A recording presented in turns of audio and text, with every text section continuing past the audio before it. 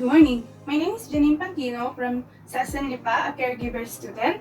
Today, I will perform or show you my written demonstration about performing oral care. Mouth care or oral care is defined as the scientific care for teeth and mouth. The purpose of this is to keep the mucosa clean, soft, moist, and intact, to keep the lips clean, soft, moist, and intact, to prevent oral infections, to remove food debris, as well as dental plaque without damaging the gum, to alleviate pain, discomfort, and enhance oral intake with appetite, to prevent halitosis or relieve it and freshen the mouth. The equipment we'll be going to use is the tray, gauze padded tongue depressor to suppress the tongue, this one, and then torch. We have the torch. Appropriate equipment for cleaning. We have toothbrush. We have foam swabs. So we have the gauze padded tongue depressor. We have the cotton balls. These are the cotton balls with artery forceps and dissenting forceps. For oral care agents, we have toothpaste and antiseptic solution. You should also consider nursing assessment, hospital policy, and doctor's prescription if there is when you select oral care agent. If you need to prepare antiseptic solution as oral care agent, you will need two gallipots to make an antiseptic solution to set up cotton ball after squeeze. Next, we will need cotton ball, kidney tray. We will pretend that this is a kidney tray. I will be using a plastic bag for Macintosh, and then this one is the Macintosh, and then the middle towel, and then jug with top water, paper bag for cotton balls and dirty cotton balls. We will also need gauze pieces as required to apply with lubricant. I will be using lip balm for lubricant, but you can also use Vaseline, glycerin, soft white paraffin gel, or lip cream. Suction catheter with suction apparatus will be, if available, and of course, one pair of disposable gloves. First, we need to explain the procedure, providing information, fosters cooperation, understanding, and participation in care. Hi sir, good morning. Can I see your name tag? What is your name, sir? When is your birthday? July 19, 2014. Thank you, sir. Can I call you by your name, Arrow? Okay. Okay, thank you, Arrow. Arrow, today I will be your caregiver, and I will perform an oral care so that your mouth can be more fresh and clean. Okay? Thank you, Arrow. Collect all instruments required. Organization facilities accuracy skill performance. Close the door and the curtain of the window, or put screen to maintain privacy.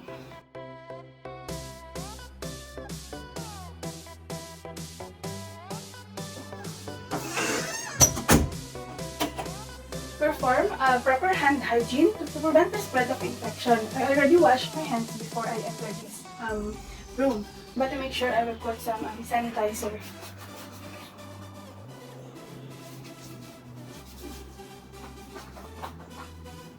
If you use solutions such as sodium bicarbonate, prepare solutions required. Solution must be prepared each time before use to maximize the efficacy. Assist the client in a comfortable position or sitting position to provide comfort and safety and effectiveness of the care, including oral inspection and assessment.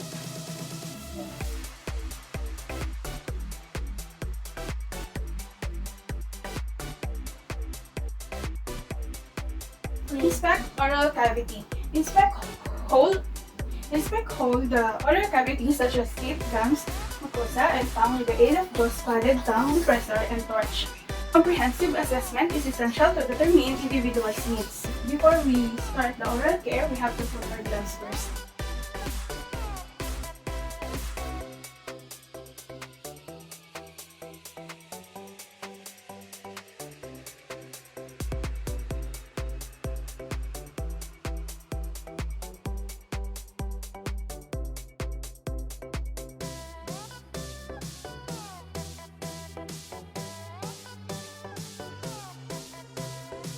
Take notes if you find any abnormalities, example, bleeding, swollen, ulcers, sores, etc. Some clients with anemia, immunosuppression, diabetes, renal impairment, epilepsy, and taking steroids should be paid attention to oral condition.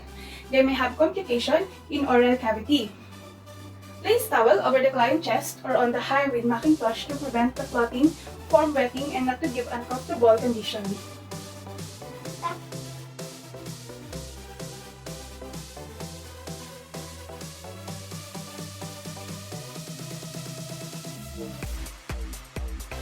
Put kidney tray in hand or assist the client holding a kidney tray to receive disposal surely.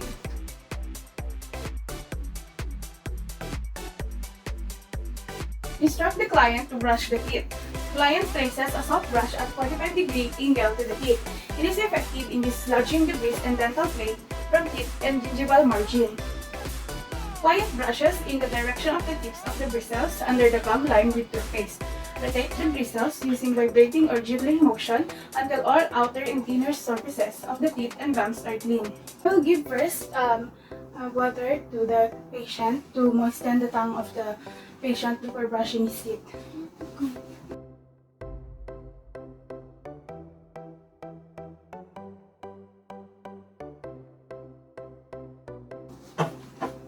I'll put toothpaste into the brush.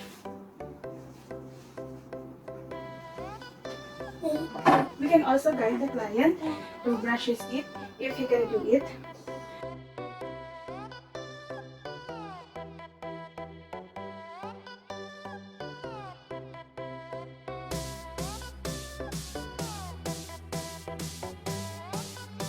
Make sure that the client brush the biting surfaces of the teeth.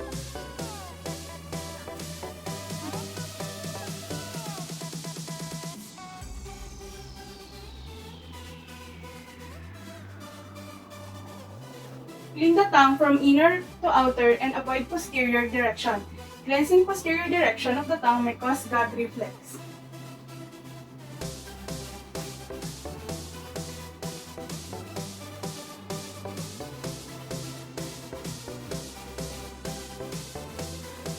The client cannot tolerate toothbrush, where there is no available toothbrush, formal swabs or cotton balls can be used.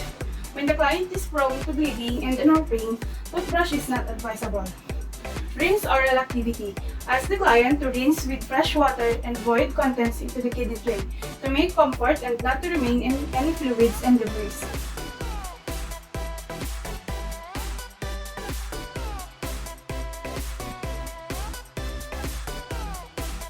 Advise the client not to swallow water if needed. Suction equipment is used to remove any excess reduce potential infection. Ask the client to wipe mouth and around it to make comfort and provide well appearance. You can wipe your mouth using this towel. Alright.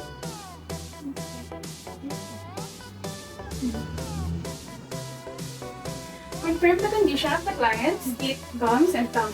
Apply lubricant to lips to moisturize lips and reduce risk for cracking.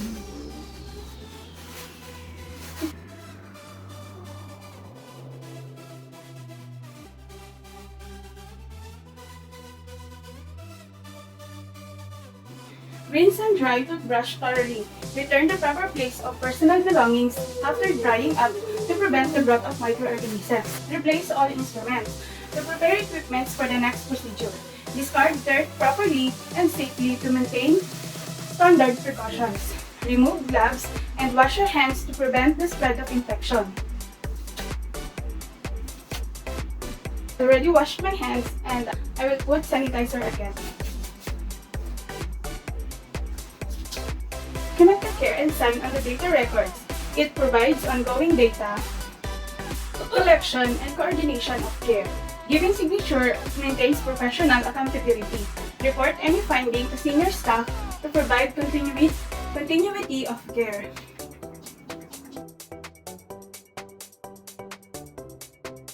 Providing oral care for dependent client. Check the client's identification and condition, providing nursing care for the correct client with appropriate way. Explain the purpose and procedure to the client. Providing information fosters cooperation and understanding. Hi sir, I'm Janine Pantino and I will be your caregiver today. Today, I will perform oral care for you, sir. What's your name, sir? Caregiver Pantina. Okay. When is your birthday? July 1924. Alright. Can I call you Aro? Okay. Thank you, Aro. Aro, I will brush your teeth. I will clean your mouth so you can be fresh and have a fresh breath. Okay? Okay. We'll perform hand hygiene to prevent the spread of infection. I already washed my hands before I enter this room. Prepare equipment. Collect all instruments required and bring articles to the bedside. Organization facilities accurate skill performance. Prepare sodium bicarbonate solutions in Gallipot.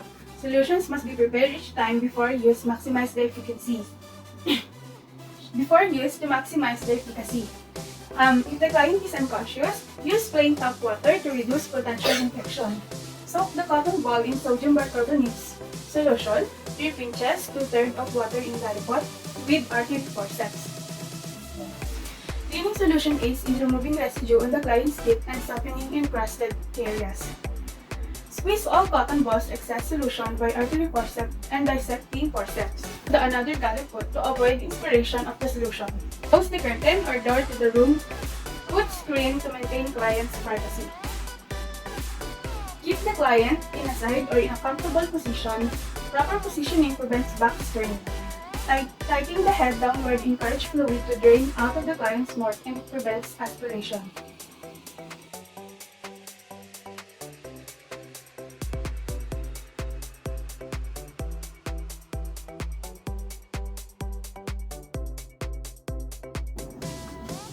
Place the Macintosh and towel on the neck to chest.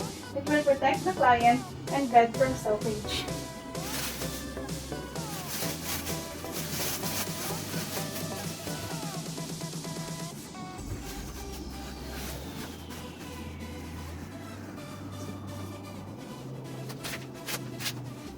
Put the kidney tray over the towel and Macintosh under the chin.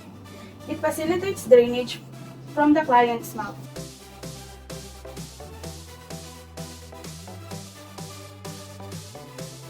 Inspect oral cavity. Inspect hold the oral cavity such as teeth, gums, mucosa, and tongue with the aid of gauze-padded tongue depressor and torch. Comprehensive assessment is essential to determine individual needs. You need to put a pair of gloves to start the procedure.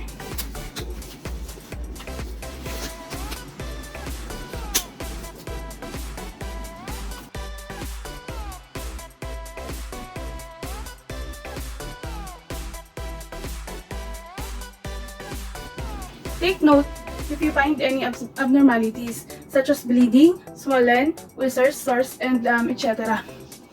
Some clients with anemia, immunosuppression, diabetes, renal impairment, epilepsy, and taking steroids should be paid attention to oral condition. They may have complications in oral cavity. Clean oral surfaces. Ask the client to open the mouth and insert the padded tongue depressor gently from the angle of mouth toward the back molar area. You never use your fingers to open the client's mouth. The tongue depressor assists in keeping the client's mouth open. As a reflex mechanism, the client may bite your fingers. Clean the client's teeth from incisors to molars using up and down movement from gums to crown. Friction cleanses the teeth.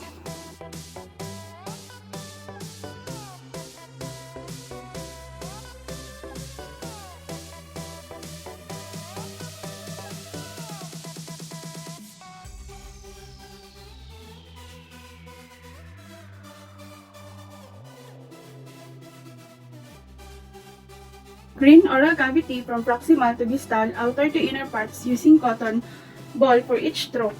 Friction cleanses teeth.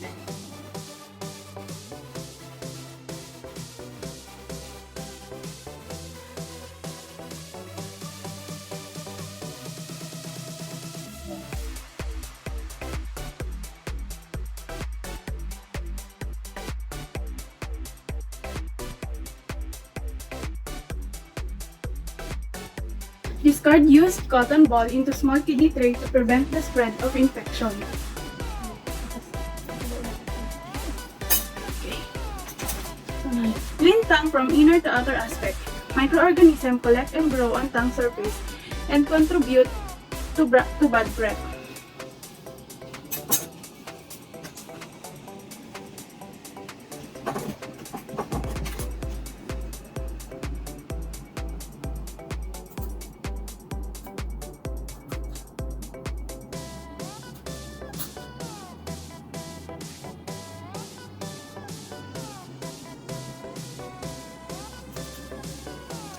Provide tap water to gargle mouth, rinse oral activity. Provide tap water to gargle mouth and position kidney tray to remove debris and make refresh.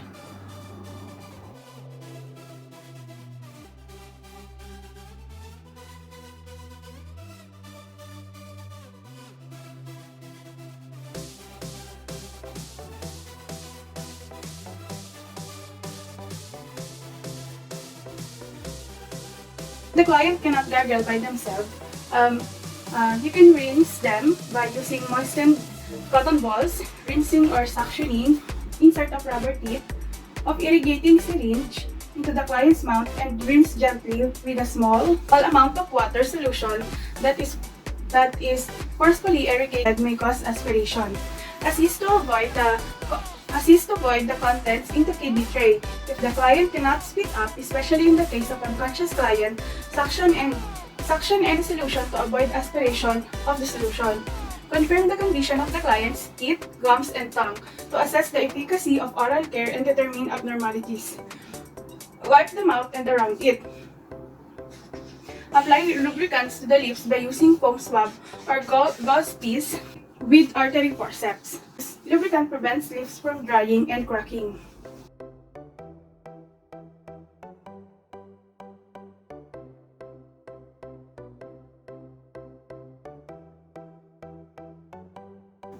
Reposition the client in the comfortable position to provide client's comfort and safety.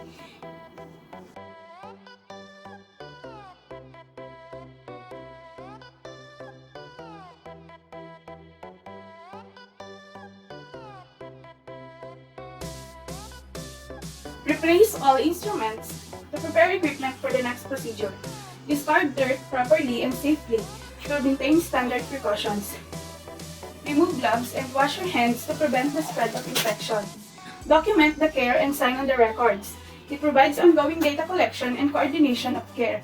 Giving signature maintains professional accountability. Report any finding to senior staff to provide continuity of care. Thank you.